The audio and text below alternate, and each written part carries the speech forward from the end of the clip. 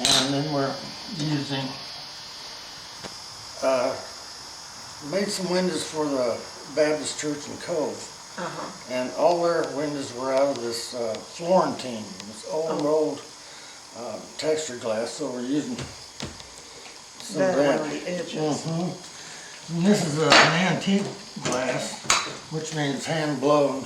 It's called a black Baroque, and but it's also an iridescent glass. Yes, I see the colors reflected in it. And on the Cove job, we've got all the iridescents on the outside, so it actually almost matches the buff looking brick. Oh. You know, so it turned out pretty neat. Good. And this is a cathedral, which is a machine-made glass, and red. Using here in the corners and little accent on the edges. Well, and do you design all the windows, the patterns and everything? Yeah. Wow. How long have you been doing it? Long time. I should have gone to work for IBM. That's an hour retirement. No, it's been a joy. It's been a real good ride. They're absolutely beautiful. Now, is this similar to this? That's metal. This is called a bevel cluster. You buy it, you know, it's already cut, and it's a cluster you can put together with your lead. And the reason I bought this is so it looks kind of like a shelf. This piece here was my mom's. I don't know where she got this, but I want to incorporate it into the window. Oh, yeah. That's probably one of my favorite scenes. Now that's of Jesus. Christ and the children. Well, how long does it take you to put together a window like this? Say this size. After the pattern goes down, I've got 4 days into it now. Wow. Just putting a bunch of time into it. There's about 80 pieces here. Yeah. Down now. And I see you've got markings on the paper that's underneath it, so all of this is very precise where it goes. One thing nice about working with clear glass, you can look right through it. You know, in the market, when you start using the opalescence and stuff, you've got to cut the patterns out. Yeah. Except on the borders, and that's all measurements. And what kind of metal is this? It's your lead. That's lead. Yeah, here. The lead came with kind of that H shape. The glass goes in each side, and wherever the piece of lead touches, then you'll solder it. Oh, so you'll solder here and here. Yeah, this is your flat glass. The sheet glass is what they call it. And now, you said that you do some windows that are much heavier and thicker than this. Is that right? that's out of this glass.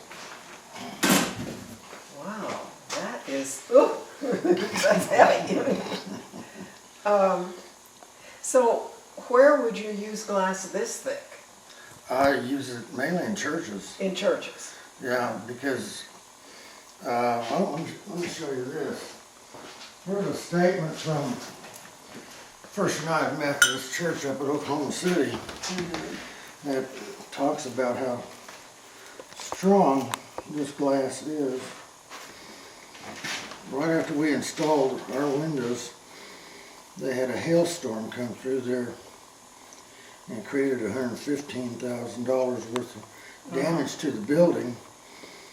But the stained glass windows were not damaged.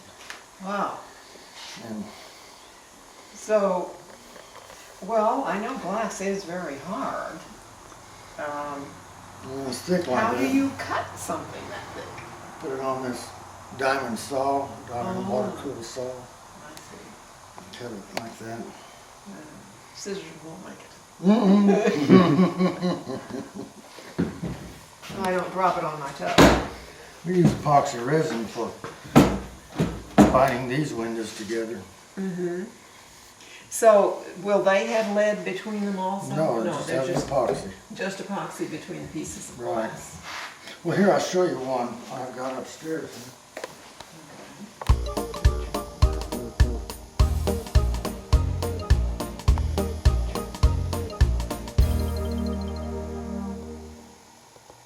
To do something like this with the Joshua tree sticking up, you have to cut each individual piece of glass that goes between them.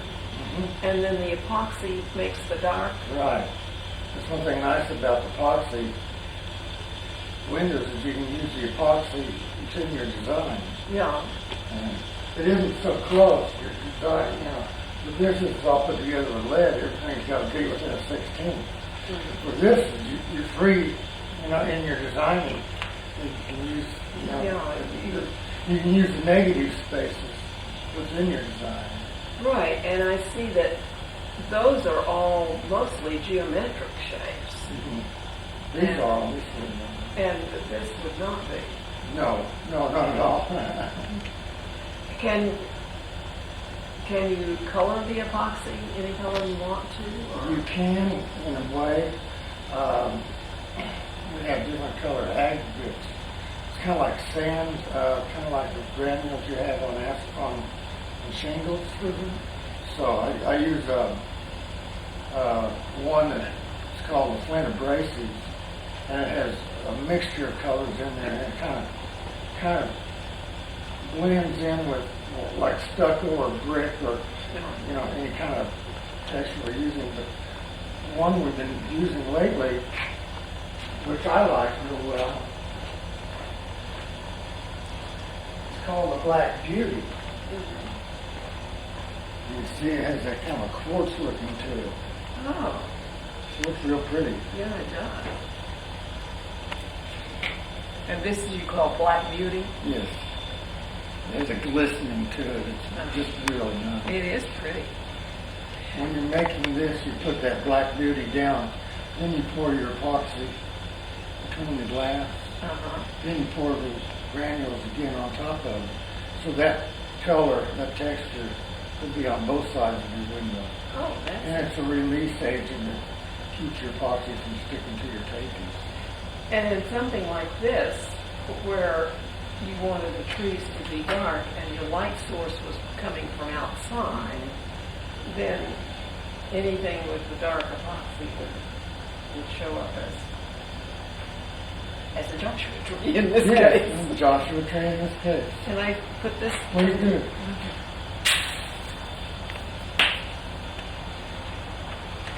And you can, use the epoxy for your design. Like here, these are some of the windows from University Baptist Church at Shawnee. They're about 3 stories tall and a city block long. Wow. But see how you can use them to extend the eye out to the edge. They make it appear that they're all one piece because the dark lines go all the way across. Then the eye will come down, follow and pick up another one going back in or come back around. And all these lead to the center figure, which on this one is the Ascension of Christ. And on this one, here is the birth of Christ, the resurrection. Well, a piece of art like this that can withstand the kind of weather that obviously it can, it made it through the hailstorm, that will last a very long time. Very long time. Yeah. That's a wonderful monument to be able to leave. Yeah, I like to take people there to impress them.